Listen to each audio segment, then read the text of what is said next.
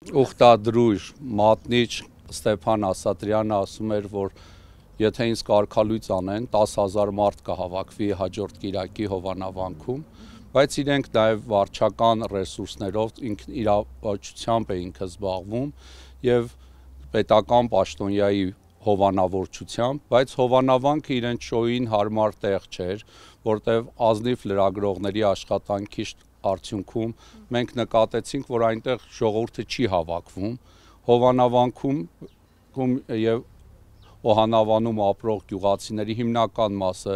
երբ տեսան Ստեփան Ասատրյանի սխալ ընթացքը, իրենից երես թեքեցին, գյուղում մեծ հարգանք հեղինակություն ունի Հովանավանքում ծառայող մյուս քահանան, Տեր Սարգիս քահանա Սարգսյանը, որի մուտքը այնտեղ խոչընդոտվում է ոստիկանների միջոցով, այսինքն մարդու իր ծառայության վայրը գնալը արգելվում է, բայց Հովանավանքի երկու կիրակիները իրենց ցույց տվեցին, որ իրենք չեն կարողանում մեծաքանակ մարդիկ հավաքել եւ վարչական ռեսուրսով դրսից բերված մարդիկ նկատելի են դառնում, իսկ Թալին քաղաքի եկեղեցին շատ հարմար է վարչական ռեսուրսներ օգտագործելու եւ աննկատ մնալու համար, որովհետեւ այնտեղ դպրոցներ, մանկապարտեզներ, մշակույթի պալատ, արվեստի դպրոց, կոմունալի աշխատակիցներ, այսինքն դրանց տեղափոխումը նկատելի չի լինի, իրենք նրանց հավաքագրում են ցուցակով, պարտադրանքով մասնակցություն են ապահովում, այսինքն մարդկանց բազմություն ապահովելու համար Թալինի Աստվածածին եկեղեցին նաև ինքը փոքրիկ է, հնարավոր է դա լցնել վարչական ռեսուրսով, նաև գիտենք Թալինի քաղաքապետն էլ Հովանավանքի այդ շոու պատարակներին ակտիվ մասնակցում էր, այսինքն ինքը այնտեղ վարչական ռեսուրսի միջոցով եւ նաեւ նկատելի չի լինի, որ Նիկոլ Փաշինյանն է այս ամենը կազմակերպում, այլ եթե հետագայում էլ խնդիրներ լինեն, մեղքը կմնա Թալինի քաղաքապետի վրա։ Մարդկանց որոշ տեսակներ կան, իրար կապվում են, նման են։ Գիտեք, Արցախի պետականությունը կորուստյան մատնած, նաեւ Արցախի այսօր սրբավայրերը, բնակչությանը, ասենց ղեկավարությունը իրեն շատ հոգեհարազատ է զգում ուխտադրույժ տերայների միջավայրում։ Այդպիսիներից է օրինակ Տարոն Հունանյանը, որը գիտենք, ասենք Բագրատ Սրբազանի ժամանակ արդեն լուրջ խնդիրներ ուներ, որոնք բավարար էին իրեն կարգալույծ անելու։ Սրբազան հայրը իրեն ժամանակ է տալիս ասելով, որ գնա տիկնոջդ հետ, երեսկնոջ հետ հաշտվեք, վերադարձեք, բայց տեսնում ենք ինքը անուղղ է եւ գնում է Ռուսաստան, իրեն բնորոշ կյանքով ապրելով եւ ասենք եկեղեցուց հոգեվոր կյանքից հեռու եւ նմանին բերում են եկեղեցի եւ աջակցություն են ցույցաբերում։ Նաեւ Տեր Թադեի կերպարն է, ասենք մենք ինքը նույնպես ասենք կեղծ մատնություն է արել, վերջի անգամ, որովհետեւ իր հայտարարությունը նախկին Տեր Արամին, որ Ստեփան Ասատրյանին ինքը աջակցություն էր հայտնում, խոսում եմ Ուղնիում գումարված ժողովի մասին բաներ, որոնք ես այդ ժողովին ներկա եմ եղել եւ չեն եղել ուղակի, այսինքն ստում էր, հստակ կերպով սուտ էր խոսում, ասելով, որ այսպես է եղել ժողովի ընթացքում, այնպես է եւ դա հրապարակայնացնում էր, երբ որ թեմի 19 քահանաները, 2 սարգսակը, առաջնոր Սրբազան հայրը բոլորս ներկա ենք եղել ժողովին եւ իր ասած բաները ուղակի տեղի չեն ունեցել։ Այսինքն նման անձինք իրեն շատ հոգեհարազատ են եւ ինքը փորձում է նման մարդկանց հավաքել։ Այսօր հեռախոսով մեր հոգեվոր եղբայրներից մեկի հետ էի խոսում, ասում եմ Տեր այր, քո այսքան տարվա ծառայության ընթացքում քանի անբարոյականի, թմրամոլի, հանցագործի, անօրենի բերել ես եկեղեցի։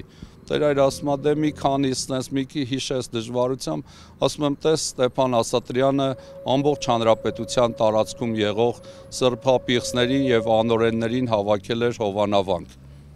Իհարկե իրենք չէին հավաքվել Հովանավանքում Աստծո շուրջ, ցավոք սրտի։ Եթե իրենք օրինակ հավաքված լինեին Աստծո համար, հավաքված լինեին ապաշխարելու համար այնտեղ, ես շատ կուրախանայի, բայց այնտեղ իրենք հավաքվել են ատելությամբ լցված, եկեղեցու դեմ, քահանայից դասի դեմ, վարդապետների դեմ, եպիսկոպոսների, կաթողիկոսի եւ haman հայ ժողովրդի դեմ։ Իրենց պայքարը պետականության դեմ է, եկեղեցու դեմ է, անձերի դեմ չէ։ Իրենց պայքարը մեր Տեր Հիսուս Քրիստոսի դեմ է, դրա համար իրենք անօրեն ճանապարհով են։ Եվ տեսանք իրենց հավաքած այդ անօրենների բազմության հիմնական մասը կանայք գլխաբաց, տղամարդկանց մեջ գլխարկներով, ձախ ձեռքով են խաչակնքում, իրենց փողոցային հայհոյանքները լրագրողների հասցեին, որոնք իրենց ազնիվ աշխատանքն էին կատարում, բռնությունը պարզ քաղաքացիների նկատմամբ, սկսած Հայկ Դովունցից մինչև Արման Սահակյանի նկատմամբ, Տեր Սարգիսի նկատմամբ իրենց վերաբերմունքը, Տեր Մանուկի նկատմամբ, Հայր Շնորհքի նկատմամբ, այսինքն այն բոլոր մարդկանց, որոնք իրենց կարգին հաստատ են, կարգի մեջ են, իրենց ուխտին հավատարիմ են, այդ մարդկանց նկատմամբ իրենց վերաբերմունքը արդար չի, ազնիվ չէ։ Եվ նրանց իրավունքները տեսնում ենք ոտնահարում, այն մարդկանց իրավունքները, որոնք ուզում են Հովանավանքում կարգալույս չեղած քահանայի պատարագի մասնակցեն եւ օրինական պատարագ լինի իրենց համար եւ այդ եկեղեցում պսակվեն, մկրտվեն եւ իրենց կարգը կատարվի շնորներով լեցուն քահանա, որ այդ շնորները փոխանցվի իրեն, ոչ թե շնորազուրկ Ստեփան Ասատրյանի կամ իր նման որևէ անօրենի, ինչպես է օրինակ ասենք մյուս քահանան, որ հիմա վերադարձել է եւ ակտիվորեն լծվել է հակաեկեղեցական այս շարժմանը եւ ինչպիսիք էին բեմի վրա եղող ոչ բարեշնոր սարգսավակներն ու դպիրները կեղծ սարգսավակներով, դպիրներով։ Եկեղեցին իր գործն է անում, իր առաքելությունն է կատարում եւ նման իրավիճակները եկեղեցում չեն կարող խոչընդոտել։ Եղել են ավելի ասենց մեծ շարժումներ, Թոնդրակյաններ, Պավլիկյաններ, եղել են տարբեր աղանդավորական ուսմունքներ, որոնք ժամանակի ընթացքում աճել, բազմացել են սնկի նման եւ վերացել են։ Այս շարժումը ինքնաբուխ շարժում չէ, սա մտածած, մարդու կողմից ստեղծված շարժում է, հավանաբար նաեւ եւ արտաքին հովանավորությամբ տեսնում ենք այս շարժման հետևում Էրդողանի, Ալիևի, Փաշազադեի հետքը, որոնց հայտարարություններին համահունչ ներքին իրենց գործակալական ցանցի անդամները ակտիվ կերպով ակտիվանում են եւ սկսում են փողոցային մակարդակի հայհոյանքներով, սկսած Վեհափառ Հայրապետին ավազանի անուն ազգանունով դիմելով եւ նույնիսկ իր անձնագրում Գարեգին II է գրած, մինչև բոլորիս նկատմամբ։ Այս նույն երևույթը միայն Վեհափառի նկատմամբ չի, նման հայհոյանքներ եւ նամակատան միջոցով եւ էջիս նյութերի տակ, նույնիսկ այս թեմաներին չվերաբերող նյութերի տակ բազմաթիվ այդպիսի հայհոյանքներ են ստանում օրական, այդպիսիներին ես ինքս իրենց էջերի վրա բողոքում եմ, փորձում եմ իրենց արգելափակել եւ մեր շուրջը մաքրել։ Շատերին փորձում եմ մտնել իրենց էջը, տեսնել ով է եւ տեսնում եմ, որ իրենց հետևում իրական մարդիկ չկան, այլ ֆեյքեր են թաքնված,